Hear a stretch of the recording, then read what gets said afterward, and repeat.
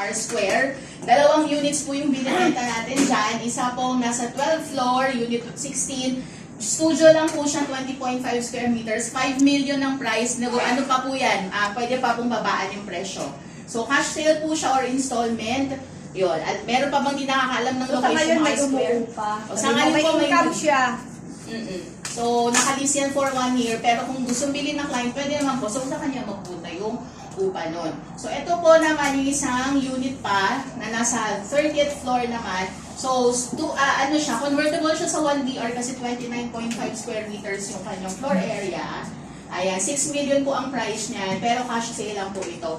Pero itong unit na po to, meron siyang, ayan, balcony. Ang view niya, merong view yan ng Manila Bay at saka ng Grand Towers. Ayan, so 6 million naman ito. So meron tayong bagong listing sa yung Balagtas Villas Condominium.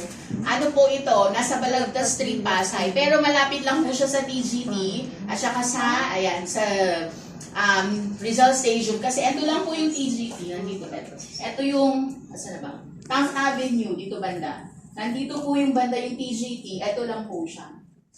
So, ito yung, dito banda yung Rizal Station. So, Balagtas Street, may lusot po yan sa FB Harrison. So, dito Cruz. Alam yung dating Harrison Plaza? Ayun dun. Familiar si Lulu dyan, pagka dun sila dati. Yung Balagtas Street dun, kasi nasa loob yung condo. So, ano siya, 188.3 square meters, 9.8 million negotiable. Hindi lang ganun kaganda yung environment sa labas kasi medyo maraming ano 2 bedrooms. Ilang bedrooms to? Wala pa kasing details po masyado. Pero malaki naman siya, malamang Malaki. 188. 3BR yan. 3BR. 9.8. Oh, yun nga po ha, yung environment dito sa labas hindi ganun kagandahan kasi medyo maraming mga informal settlers sa labas. Oo.